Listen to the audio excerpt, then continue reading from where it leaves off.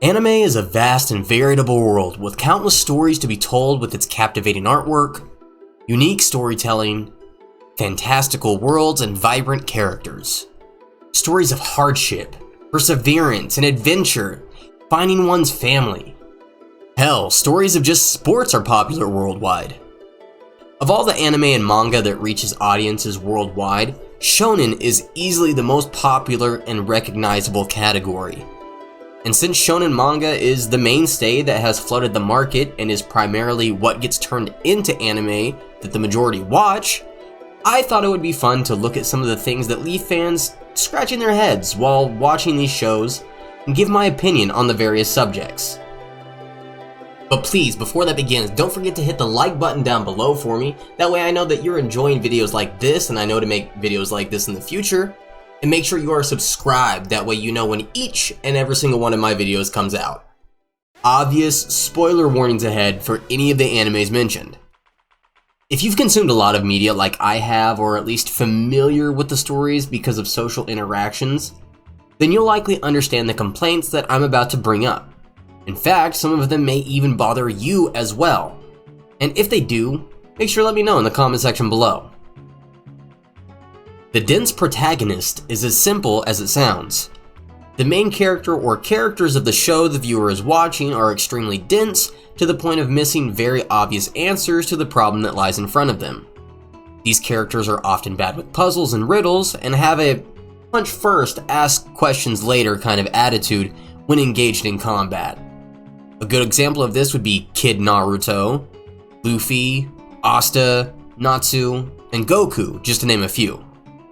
There's nothing inherently wrong with these types of characters, but if you're interested in battle anime, it can get kinda tiring watching the same personality types over and over and over if you watch these series within a close succession of each other. Although, now that I've listed a few of these characters, it is interesting to see that the characters who have the dense personality are often a protagonist or a deuteragonist.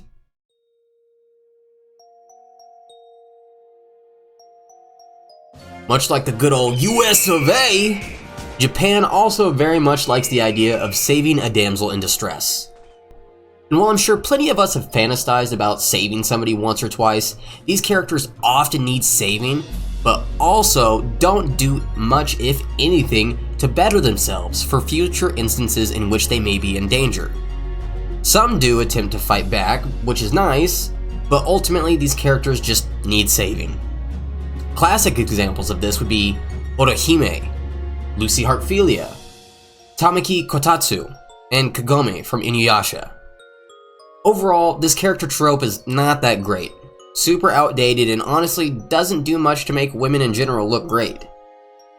Having a damsel in distress is fine, but after the distress is over, that character either needs to grow to help themselves in future circumstances, or the story should be written so as to not put the same character in need of help over and over again, because doing so often makes the character look pretty unlikable a lot of the time.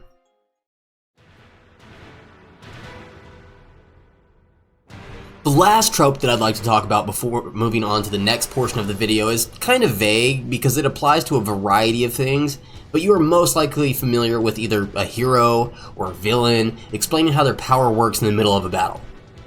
You know, that several minute explanation of what a character's power does only moments before the power is used and likely deduced by the viewer. Examples of this would be Dragon Ball Z, Naruto, JoJo's Bizarre Adventure, My Hero Academia, and a certain magical index. I don't think this trope is awful per se, it just depends on how it's implemented. Most instances of super mono dialogue is usually within the battle anime, and while explaining what the techniques do or how they work is nice to the audience, taking the audience away from the action of the fight just to explain how a certain power works kinda kills a lot of the tension in the moment. Personally, I think these conversations would be better suited to downtime in the anime, typically in the aftermath of the battle.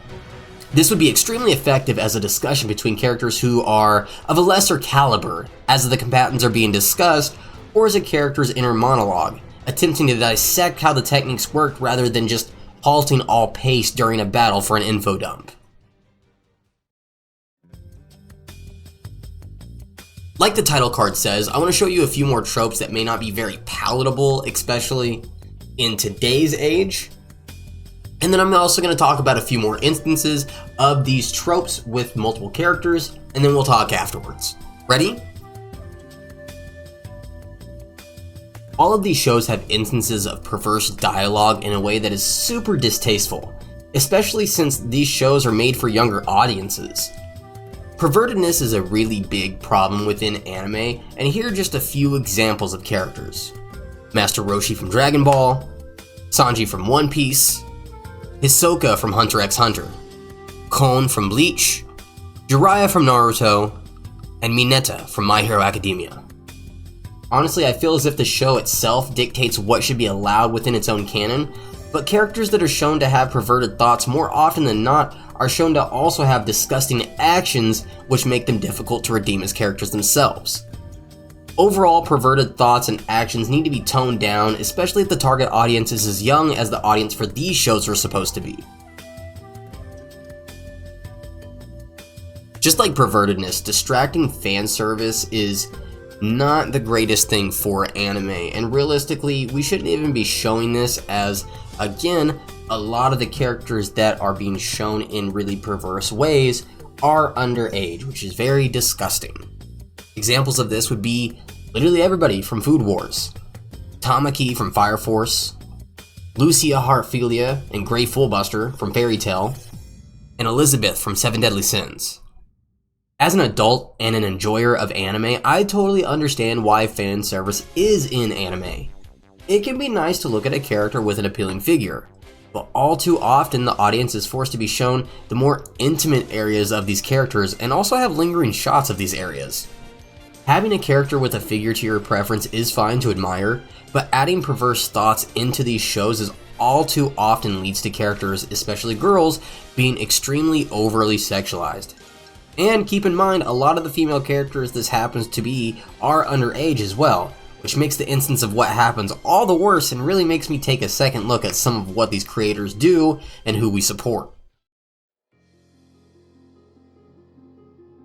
Winning through the power of friendship has been a big trope in anime, and some main instances of this would be everybody in Sailor Moon, Naruto from Naruto, literally everyone from Yu-Gi-Oh, but mostly the protagonist, the final fight in Soul Eater, and Noelle from Black Clover. The power of friendship is an odd thing, both in shows and in reality. The real power of friendship is knowing deep down that you have somebody to lean on. Somebody who will be there to console you when you're in your darkest moments. And these shows try to tap into that, but most often come off as either super corny or ingenuine. The power of friendship is often used as a means to drive the plot and give the hero a reason as to why they succeed in their confrontation. But all too often does it feel like an ass pull. Like, think about it for a moment. Imagine you're playing a card game with somebody and you're winning. Then at the very last moment before your victory, your opponent gets the ass pull of a lifetime, all because their friends on the sideline believed hard enough, and your opponent somehow beats your unbeatable board after drawing a single card. Like, would that not irritate you, villain or not? Overall, I feel as if the power of friendship needs to be toned down a lot, or at least made more realistic.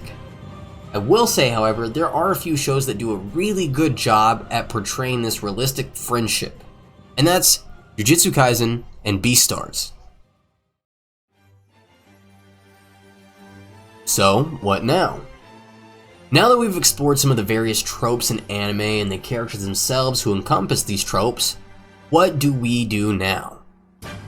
Well, I think the important thing to remember is that while these characters and tropes exist, and that they may irritate us as the viewer, the creators of these shows may have some kind of specific ulterior motive. Are they trying to tell the audience something specific? Are they putting aspects of their own life on page? Maybe they just want to have an awful character for the sake of having an awful character, you know? The tropes and character types we talked about here today aren't something that we should just take out of anime altogether, but rather it should be used more tastefully. Perverted character on screen, why are they perverted? Can or will they change? Damsel in distress, after they're saved, show a short segment of them bettering themselves, or over the course of the series cut back to these side characters who are also developing. A character needs to explain their power? Do it in a more believable way. Have the villain hold somebody dear to the hero hostage and threaten death unless the hero spills out all of their secrets. And for God's sake, if you're gonna have fan service, at least make sure it's an adult that is being shown and not somebody who is underage. Do I think these tropes will stop anytime soon in anime? Honestly, no. Or if they do, it won't be for a very long time. And you know, actually, I'm kind of glad.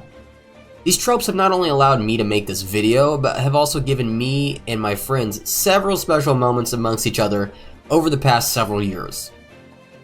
All I can really hope for is the shows that set themselves up for success don't fall off or become hard to watch, all for the sake of making writing easier. Thank you again all so much for watching. I hope you enjoyed this video. I hope that this will lead to some decent discussion down in the comment section below.